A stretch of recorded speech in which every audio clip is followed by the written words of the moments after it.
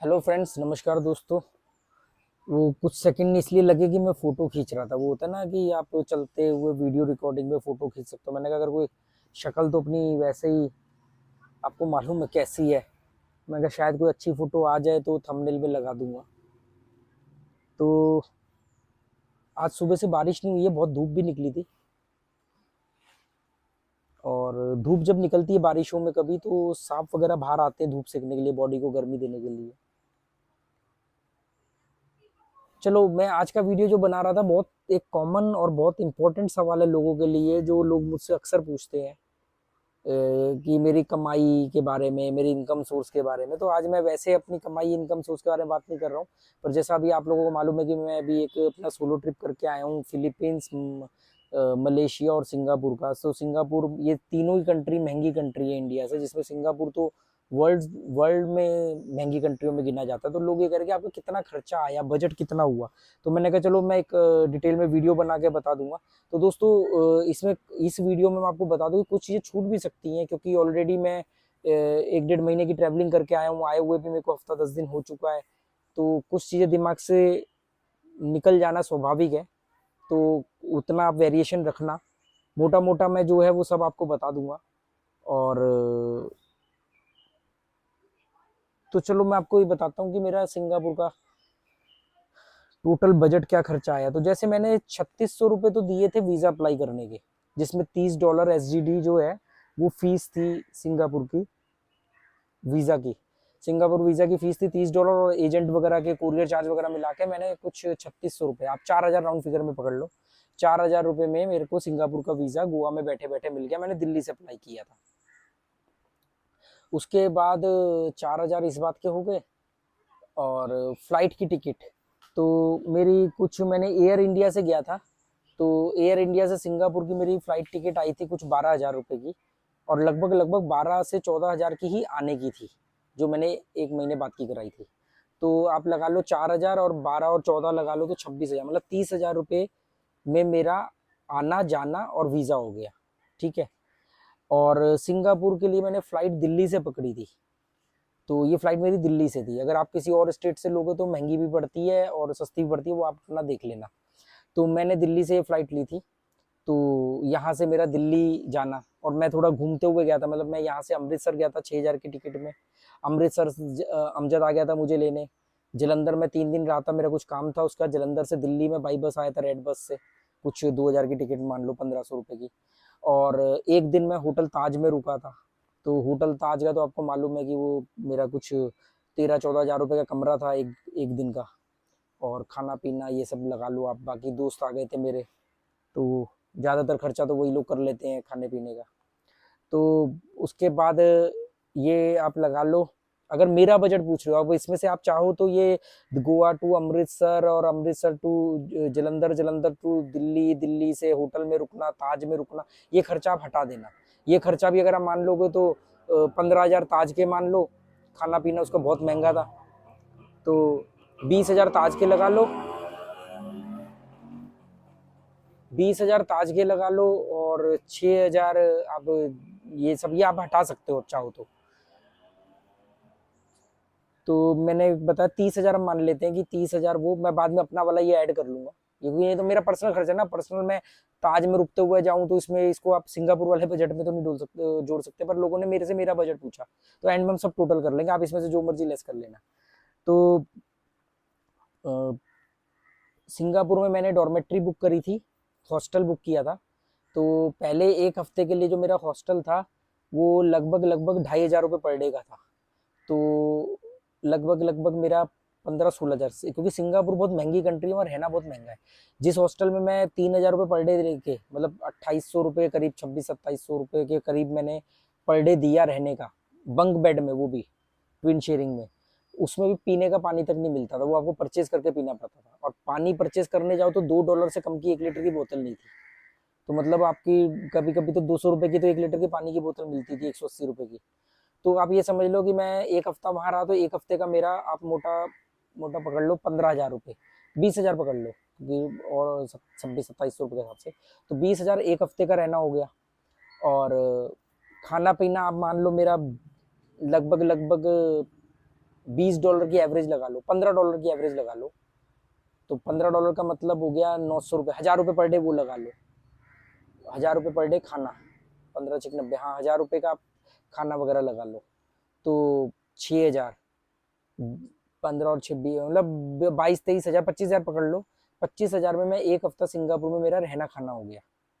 उसके बाद मैं मलेशिया चले गया। तो पहले तो हमारा क्या हुआ था, 30 हज़ार रुपये में सिंगापुर का वीज़ा और आना जाना। अब ये एक हफ्ते का आप लगा लो सिंगापुर का 25 हज़ार रुपया, तो 30 और 25 55 हज़ार रुपये। और उसके बाद मैं मलेशिया चले गया। मलेशिया में मैंने 3500 4000 रुपये मैंने फीस दी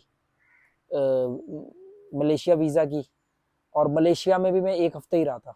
तो मलेशिया में मेरे को जो जितने में मेरे को यहाँ पे एक बंक बेड मिला था हॉस्टल में, उतने मुझे वहाँ पे प्राइवेट बढ़िया रूम मिल गया था। आपने देखा होगा मेरे वीडियोस में, वो रूम 2 से 2500 रुपये पर डे का था। तो 15 हज़ार रुपये वो रूम के लगा लो, 2006 15 हज़ार रुपये आप रूम के लगा लो। तो 15 हज़ार रुपये मेरा मलेशिया में रहना और लगभग 1000 रुपये पर डे वहाँ खाना लगा लो, क्योंकि मलेशिया थोड़ा सस्ता था सिंगापुर के कंपैरिजन में। फिर भी 1000 रुपये पर डे लगा लो, शॉपिंग वगैरह सब अलग है। तो 1000 रुपये पर डे के हिसाब से हो गया 6000 रुपये, और 6 दिन के 15 और 6 21 25 हज़ार हम लगा लेते हैं। शॉपिंग अलग है, वो बाद में बताऊँ, वो तो अपनी चॉइस है। 25 हज़ार मेरा एक हफ्ते का खर्चा आया, और 4000 20 30 हज़ार रुपये, 30 हज़ार रुपये मेरा सिंगापुर से जाना, नहीं मलेशिया के बस में जाना और आना, और लगा लो तो 4000 35 हज़ार, 35 हज़ार अप्रोक्सीमेटली 35 हज़ार रुपये में मैं सिंगापुर से मलेशिया पहुंचा। मलेशिया में एक हफ्ता रहा प्राइवेट रूम ले करके, और मलेशिया एक्सप्लोर करके और वापस आ गया। तो मेरा 35 हज़ार रुपये लगा। जेंटिंग हाईलैंड मैं गया था घूमने, तो जेंटिंग हाईलैंड वगैरह अगर आप मिला भी लोगे, तो जेंटिंग हाईलैंड में जाने आने का खर्चा कोई बहुत ज़्यादा था नहीं मेरा। तो कुछ 150 रिंगेट की टिकट थी, 100 सवा 100 रिंगेट की टिकट थी। तो वो सब मिला मिलू भी लोगे तो 40 हज़ार। तो 40 हज़ार में मलेशिया और जेंटिंग हाईलैंड वगैरह में मैं हो करके आ गया। गैम्बलिंग खेलना करना वो सब अपना अलग है, उसमें जीते हारे प्लस हुआ माइनस वो सब सेपरेट है। 40 हज़ार रुपये में मेरा एक हफ्ते में मलेशिया में रहना और जेंटिंग हाईलैंड एक दिन में बिना स्टे किए सुबह जाकर रात को वापस आना, ये हो गया। तो उसके बाद में मैं फिर वही बस पकड़ के सिंगापुर भी आ गया था, 40 में ही आ गया था। सिंगापुर से मेरी फिलीपींस की फ़्लाइट थी, जिसकी टिकट थी 12 हज़ार रुपये की। तो 12 हज़ार रुपये की जाने की टिकट और सेम वही 14 हज़ार रुपये करीब की आने की टिकट थी मेरी। तो और वीज़ा फ्री था, फिलीपींस के वीज़ा की फ़ीस नहीं देनी पड़ी, वीज़ा फ्री था। तो फिलीपींस मेरा आना जाना हुआ 26 हज़ार रुपये में। एयर टिकट जो थी सेबू एयरलाइंस, सेबू एयरलाइंस से मेरी टिकट हो गई आने जाने की 12 हज़ार जाने की, 14 हज़ार आने की, सिंगापुर से सिंगापुर आने की। तो ये हो गई मेरी 26 हज़ार। होटल का रूम मुझे मिला था वहां पर कुछ याद नहीं आ रहा एग्जैक्ट, पर था यही 2000 रुपये के आसपास का ही था। तो एक हफ्ता मैं वहां रहा, तो मैंने उनको दिए थे 7 याद आ गया, 7 हज़ार पेसो दिए थे मैंने उनको। 7 हज़ार पेसो, वहाँ की करेंसी पेसो है, तो 1.5 रुपये का एक पेसो आता है। तो मतलब 7 हज़ार का मतलब हो गया 10.5 हज़ार। तो मैंने कुछ 10,500 रुपये उनको दिए थे। और बाकी फिलीपींस महंगी कंट्री नहीं है, सस्ती है। तो आप समझ लो कि मेरे 12-15 हज़ार रुपये और लगा लो आप। मेट्रो वगैरह में घूमना, टैक्सी में मैंने ज़्यादा यूज़ किया वहाँ पे, क्योंकि वो थोड़ी सी मुझे अनसेफ कंट्री लगी, तो मैं शाम के टाइम टैक्सी से ही वापस आता था। तो आप लगा लो 20 हज़ार रुपये वहाँ के लगा लो, तो 26 और 20 वही 50-1 हज़ार रुपये फिलीपींस के लगा लो। तो मोटा मोटा आप ये देख लो कि 30 हज़ार। अब हम इसको टोटल करते हैं, ज़्यादा कंफ्यूज नहीं होते हैं और बारीकी में नहीं जाते हैं। 30 हज़ार में सिंगापुर का वीज़ा और आना जाना, और 25 हज़ार रुपये एक हफ्ते का रहना खाना। और जब मैं इस फिलीपींस से आया तो मैं फिर एक हफ्ते रहा था। तो आप लगा लो एक हफ्ते और रहा, मैं एक हफ्ते से ज़्यादा ही रहा था, तो वही 25 हज़ार और लगा लो, तो 50-60 हज़ार पकड़ लेते हैं सिंगापुर का। मलेशिया का हमने 40 हज़ार पकड़ लिया था, फिलीपींस का 50 पकड़ लो, और 30 हज़ार आना जाना, ये जो सिंगापुर का है। 60,000 तो खाली मेरा वहाँ पे 15-20 दिन रहने का खर्चा हो गया ना। हाँ, तो 60 और 30, 90 और 40, 31 और 50। इसके अलावा शॉपिंग और गैम्बलिंग अलग है। तो अब गैम्बलिंग में विन किया है तो घटा लेना, लूज किया है तो ऐड कर लेना। कुछ चीजें हैं जो मैं नहीं बताता हूँ, वो जानबूझ करके नहीं बताता हूँ कि उसके मैसेज गलत ना जाए। तो मोटा मोटा आपको आइडिया लग गया। सिंगापुर से फिलीपींस का वीजा फ्री है, मलेशिया का वीजा 200 रिंगेट का है। और शॉपिंग में ज्यादा मतलब मैं अपने लिए तो कुछ नहीं, ये खरीदा था सिंगापुर से। कुछ चीजें मैंने अपने खरीदी, एक बैग में हर बार खरीद लेता हूँ, मैं जाता हूँ छोटे से बैग लेकर के, आते टाइम कुछ बच्चों के लिए सामान लेता हूँ, तो वो फिर एक बैग परचेस कर लेता हूँ कि कल को इन लोगों ने भी ट्रैवलिंग करनी तो बैग तो काम आएगा ही आएगा। तो उम्मीद करता हूँ कि मैंने जो भी चीज़ आप लोगों को बताई है इसमें हो सकता है कुछ बारीकियाँ छूट गई हो, तो उसको आप अपने हिसाब से ऐड कर लेना ना, क्योंकि वो तो फिर हर आदमी का अपना निजी खर्चा, कौन किस होटल में रहता है। मैं तो हॉस्टल्स में रुका था और फिलीपींस और मलेशिया में प्राइवेट रूम में रुका था। मुझे हर कुछ दिन बाद प्राइवेट रूम में रुकना मेरी ज़रूरत होती है, क्योंकि मुझे वीडियो बनाने होते हैं, एडिट करने होते हैं। कई बार बहुत महंगा होता है तो मैं कपड़े भी अपने खुद धोता हूँ।